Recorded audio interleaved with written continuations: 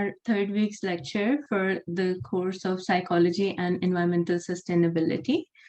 So let's begin today's session by acknowledging that the land on which we gather is the traditional unceded territory of Coast Salish peoples. The SFU Burnaby campus is located on unceded traditional territories of Tsleil-Waututh, Coquitlam, Squamish, and Musqueam nations. As Canadians, we must acknowledge that this country was built on the legacy of colonization, racism, and displacement of Indigenous peoples. So just to make sure that everyone is on the same page, I will be recording this session, and the closed captions of the recording will also be posted with the recording. So first thing first, I hope all of you, or at least some of you, were able to participate in climate activism, climate action last week that happened on Friday across the world. I was very privileged and happy to participate and support our own SFU students, UBC students, and many other local organizations and NGOs. So I hope you were also able to participate in some of these. And if you were, please do write in the chat. I would love to read on, and I would love to hear your opinions and how you felt if you participated. And if you were not able to participate this time, of course, there will be many years around the corner where we will be participating in these marches again. Just to give a quick recap, I was very happy to see that SFU students, they were very active and they proactively participated in these marches, organized many sit-ins. They also blocked some of the roads, and we were able to see the enthusiasm and concern for the climate. So that was really refreshing and amazing to participate there as well. I participated with my family and with my friends. So it was incredible to be in Vancouver in this energy. Also, I want to acknowledge that the biggest marches happened in Montreal, where so many people came out, and it was really amazing to see that places that we usually think that they are more on the not so left of the spectrum. There were huge crowds who came out and who supported climate marches. Also, I think it's important to mention that the lifelong movement in Europe, and especially that was led by Greta Thunberg and many other people, there were more than 500,000 people who gathered only in Germany on 24th of September this year. And it was incredible that they have decided that they will continue to do week-long marches. Many people are still commemorating, many people are still hanging in there and protesting and participating in this climate action marches.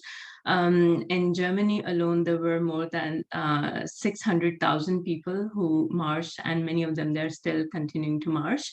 I think it is also incredible to see that it was not just the global north or Europe, but across the world, from Hyderabad in India to places in Turkey or in Nigeria, even in Kibera, we saw people marching around. So it was an incredible phenomenon to see as social psychologists how when people care about common goals, how they come forward and how they support their own communities and also the generations to come. So that was really incredible. So I hope you were able to catch some of these glimpses. And if you were not, I will later on post some of these knowledge-based networks and some of the posts that I came across. And if nothing else, I would really encourage everyone to go and watch Greta's latest speech that she gave on 24th of September in Berlin. So that was really remarkable. Okay, so moving on to today's lecture. So today we are going to discuss how does psychology relate to environmental sustainability. So far, we have seen that across different disciplines, especially in economics, in behavioral economics, and in behavioral psychology, we have seen that there has been a lot of discussion and debate on climate psychology and sustainability, but mostly from the perspective of how it's a tragedy of commons and how people are not able to act on these goals because of their own personal or their private self-interest. So in the last two lectures, we were able to debate and discuss how some of these narratives, they can be challenged, and especially when we are around the weeks such as Climate Sustainability Week or Climate Action Marches Week, we see that there are plenty of people who care. So it's not just the self-interest initiative or just the self-interest based movement that goes on. So there is much more than that that is actually impacting people's behavior. So in psychology, when it comes to looking at the psychological root causes of climate inaction, there are a few papers that have gotten a lot of recognition. So one of the papers that we are going to discuss today is the Dragons of Inaction, or Psychological Barriers of Explanation. So this framework, it started around 2009 and 2010, where we got to see that people started to portray psychology or human psyche as something that is inherently unable to do something proper about climate action, or to take action about climate or sustainability, or leading to such tragedies of the commons. So here we see that the perspective is more about human nature. So that there are inherent flaws in human nature that lead to climate inaction. So unfortunately, these papers and some of these narratives, they became extremely popular. But now that we can look at them from 10 years down the line, and we can see how they have been perceived, how they became super popular, what was the reason that they became so popular. We can now criticize them, and we can look at them more from a critical angle. So starting on with this paper, when we look at some of the assumptions and some of the formulations that have been portrayed in this paper, we come to know that it is projected or portrayed as if there are these psychological dragons, there are these psychological inherent things in us humans that are leading us not to take any action related to climate change. And as if all this tragedy of climate change that is happening, it's just happening because humans do not have enough willingness, or they're psychologically not smart enough to take an action to stop climate change from happening. So why there are not enough people who are, if this is true that our human psyche is not that flawed, then why enough people are not participating? Why enough people are not able to start action on their own? So in the aggregate, we see that humans, they continue to participate in activities that are harming our climate, that are harming our local or national environments. So is it just because of people, or is it there are more forces than that? So in particularly this paper, if you have read the abstract even, you would know that the whole burden or the whole explanation is based on why humans are flawed, or why their psyche is making them unable to take action regarding climate change. So again, it's really $1 million question, that why we are not participating properly in climate related action, or what are the limits, or what are the inherent flaws in our own psyche that are leading us to not participate properly in the mitigation or in the adaptation or sustainability related practices. So Daniel, yes, do you have a question? No, it was more of a potential answer, if anything. But if you're just keeping on going, I can wait. Yeah, okay. So actually, this is what I was going to do. So any takes on that, why we are not able to participate? So what are the possible solutions, and what do you think about these dragons of inaction, so to say? I don't know if I have a possible solution off the top of my head right now, but I think for me, one of the main reasons why it's such a difficult thing for humans to get their head around is I think in general, things that don't affect us directly, saliently, and have an actual impact on our day-to-day is something that we tend to push aside and push to the back of our minds for things that are more important, quote unquote, or more salient at that present moment. So I think just for a lot of people, climate change is too big. Excellent, excellent. Yep, great. I would like to take another answer. Excellent explanation. Yeah, Jasmine, go ahead.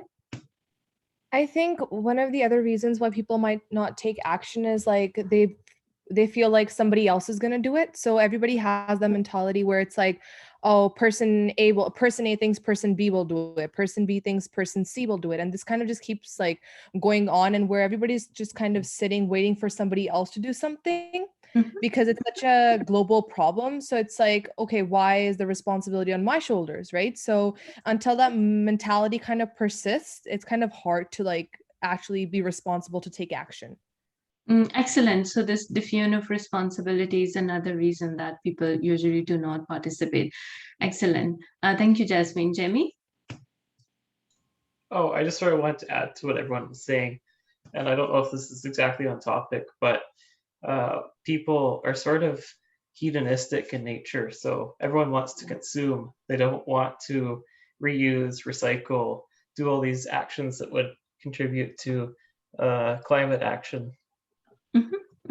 Excellent. Thank you, Jamie. Yeah, absolutely. You know, when you can afford luxury and when it is so available, and especially when we are able to associate with status symbols, of course, then it's harder for people to undermine, like, you know, any kind of things, or going through this pain of reuse, recycle, especially if it is against, like, you know, the whole persona, right? Okay, so I'll take just last comment.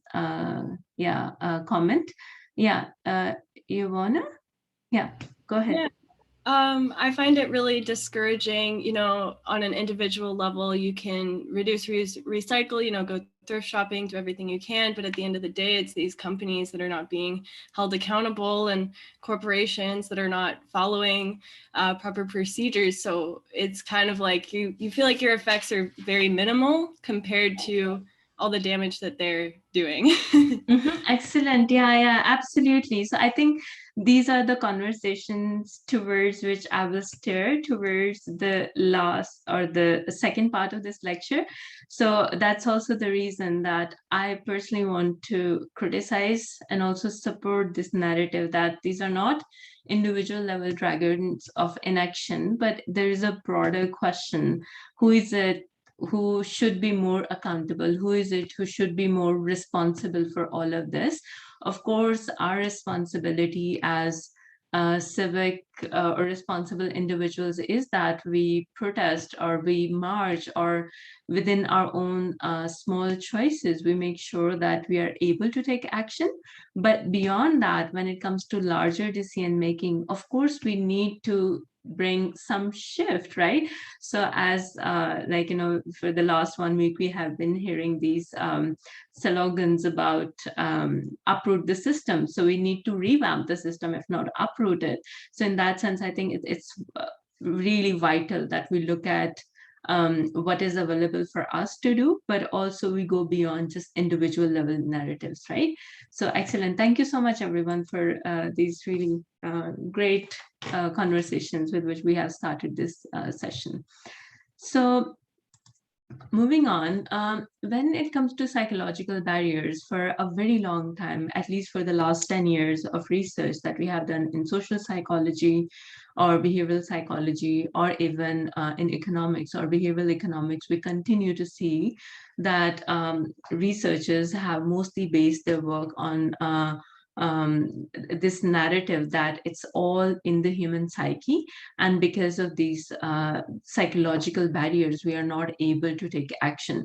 So generally speaking, when we refer to the text that we were studying for this week, we see that there are 7 general psychological categories, and in each of these categories, we see multiple barriers. And we are not saying that these are not true barriers, or these are not causes of some of the inaction, but there are broader or larger categories that are ignored in this paper that we'll continue to discuss throughout this lecture. So when we particularly look at the current work, the narrative or the dominant discourse, it's basically that environment or climate related action or inaction, it's always broadly categorized into things that are either related to the ignorance of people, that people just do not know enough.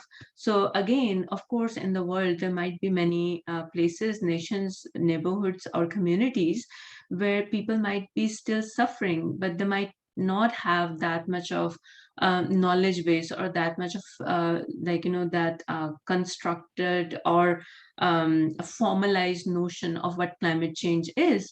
But it doesn't mean that there are not enough people who do not have knowledge, or who do not have this formalized notion of climate change clear to them. So the second level of analysis then is also that even when people know that these barriers exist, or there are actions related to climate change that needs to be taken, still sometimes what happens is that there might not be effective action possibilities for these people. Even if they know about some of these possibilities, these might not be viable options for these people. And in addition to that, there are other elements where, let's say, we start some changes during this course, but over time you might have other struggles, other let's say social issues, personal issues, or other commitments that you might not be able to pace up with these behaviors that we declare that we are going to continue, let's say, in this course. So over time, there is also a phenomenon due to which some of these things, they also fade away. So generally, we know that these kind of broader categories, they continue to exist in social psychology and in all other behavioral analysis. But what do then we do? Let's say if we are able to cover all of these basics, are we able to then overcome these dragons of inaction, so to say? So in this paper, Gifford actually talks about there are 7 generic categories, and in each of these categories, there are multiple reasons or multiple forms of manifestation of human psyche that are not lending us enough cognition or enough perception for taking action when it comes to climate change. So we'll cover all of them one by one, but just to give you an overall idea that we are going to discuss these 7 categories, and then some of the most important manifestations or the specific dragons of psychological manifestation that are making us unable, or let's say not able to take climate related actions. So the first one that has been talked about again and again and quite a lot, and it mostly stems from a lot of the work that happened in behavioral economics, especially Kahneman and Tversky's work, which is related to limited cognition. And within this category, there are multiple specific manifestations of the behavior or of the perception that humans have been accused of. So the first one is that we have ancient brain. Well, let's say we do have ancient brain, but there are many other species on planet who have much more ancient brain, but still they're not causing a lot of destruction to our planet. So this argument generally doesn't hold well, especially if we want to talk about climate action. We shouldn't be talking about how ancient our brain is, because we are developing at a much larger pace. than even 100 years ago. We are doing so many new things, explorations and discoveries. So if anything, I think our brain is too modern, not too ancient. So I think some of these categories, they do not seem to justify the kind of damage industries or the corporations are doing. These are actually very sophisticated brains that are laying out these plans for harvesting all the resources of the planet. So this argument, I think it doesn't hold very well. The second one is about ignorance. But the problem is many people, many companies, or many resourceful elites who are participating in climate-related inaction, or who are the major culprits when it comes to climate-related damages. They are the ones who are actually very aware of these resources. Later on, we will also discuss a little bit about how major companies, for example, Exxon, they knew almost for 40 years that they were causing a lot of damage to the environment, but they spent a lot of money in retaining that information and not letting that information out to the scientists or other R&D departments in the world. So it's not just ignorance. So of course, we know that some of the people might not know, but I think globally now there are enough people who know about the extent, who know about the frequency, and who know about the scale of the damage that we are bearing today.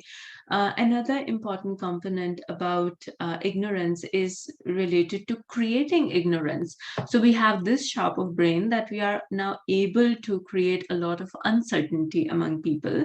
So there is this other side where instead of giving people information or making them more aware of the problem, we are trying to disseminate information, especially like, these mass scale fossil fuel and mining companies.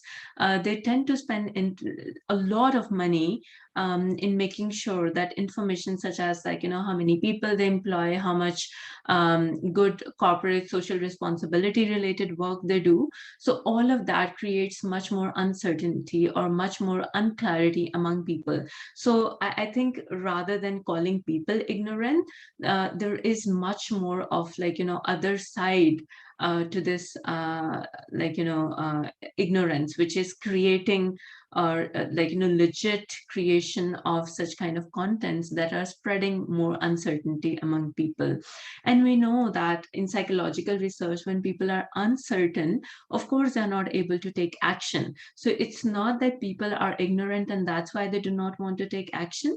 Rather, it's because people are being made more and more uncertain, more and more unclear, and because of that, people are not able to take action. So the third component is about environmental numbness. I think this is something that has also a lot to do with the uncertainty that corporations and mass scale infrastructures they create. So let's say if we do not have enough R&D, research and development related tools, and if we are not able to send out information that is capturing enough or that is not informative enough, over time, people are not able to process all of this information. And as I said earlier, when we are living our life, even in education or doing all the other things in our life, there is so much else going on that sometimes we might not be able to retain all of that information. So of course, we are a species with a lot of need for selective sets of information. So that might also filter a lot of unnecessary or burdensome information that comes through. But then also, where does the money come from that gives us the other side of the information? So let's say even if we say that we want to contribute or diversify our economy in a way that it's much more greener, but have we thought about how we are going to find alternates for lithium based batteries? Because that is again embedded in mining. So if one kind of industry is going to go down, let's say coal goes down, but then there is other form of industrialization that will continue to thrive. So whatever this green economy means, we need to find out how we can move more towards the degrowth economics or degrowth sustainabilities rather than like, more mass scale productions. For example, having a lot of green units in China and mass producing these like, eco cars, right? So the second component that has been talked about over here, it's much more about like, if you are continuing to see similar message without much more impact being shown, and for example, let's say people are going to all these marches, people are doing a lot of effort at their own, but when we continuously like, hear information such as the carbon index is going up, or our emissions are going higher, or even like, when we came back, even the slightest out of the pandemic, our emissions, they were skyrocketing again. So there are certain rebound effects too that we continue to see. So these things, they are much more encouraging for these industries rather than for the individuals who are actually putting a lot more effort. So then the burden is not on the individuals, it's basically on how the strategies or the marketing of these kinds of like, things are happening. These are the ones who lead to the limited cognition or limited action, rather than saying that it's the people who are not actually like, taking enough action. They are cognitively limited, or they have some kind of environmental numbness. In addition to that, I think it's really interesting also to know that when we do not know what are the specific mass scale behaviors that need to be encouraged on national level, on communities level, on global level, then again, like, when people do not know what are helpful behavior, even if they participate over time, they're going to attenuate, right? So these are the factors that are deeply embedded in the industrialization, that are deeply embedded in the neoliberal economies.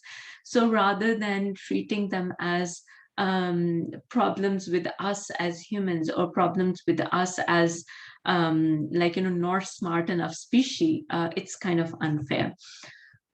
This is the issue that we already discussed, but just to give a bit more perspective, that research after research we have seen that if we are uncertain about things, if we feel that like, there is not enough clarity on issues, it's harder for us to implement certain actions.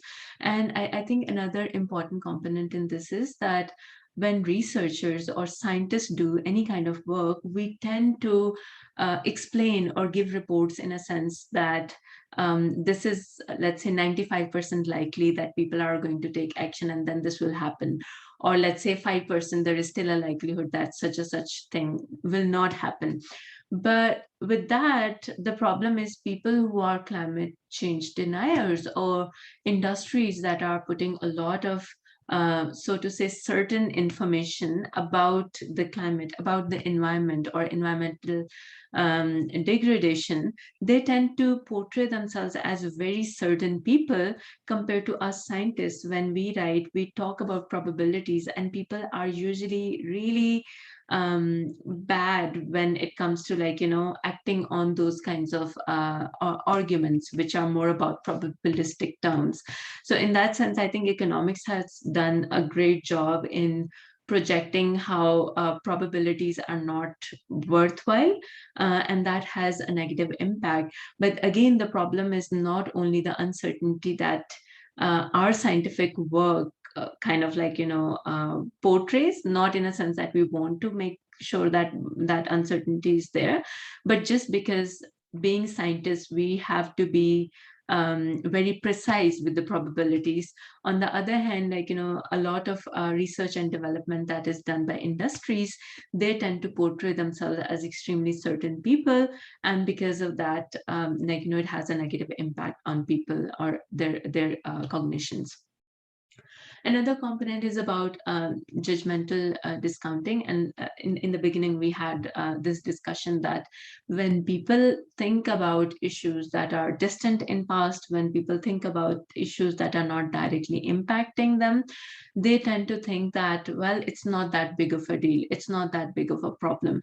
And because of these, the spatial discounting or judgmental discounting, or like, things being right there, right now people are usually not that perceptive of the kind of the damage or degradation that can be caused or that can eventually reach them as well, right? So in social psychology, time and again, we see that when we have direct contact with people or with issues, we have a larger capacity to deal with them immediately. But when things are distal, especially in future, and especially in not directly in our world, the impact is very different. So for instance, this time around, when we had massive fires in British Columbia, and in a few days time, more than 500 people died here in British Columbia and nearby us. And that had a huge impact on people. And hopefully for future, our governments and our people, they will be more sensitive and they will be more proactive in reaching out to people or the communities that are disadvantaged or who did not have this kind of privilege, or people who are able to approach these communities. So in that sense, now we know that it's not a matter of some distant future, it is a matter of now. We need to act now.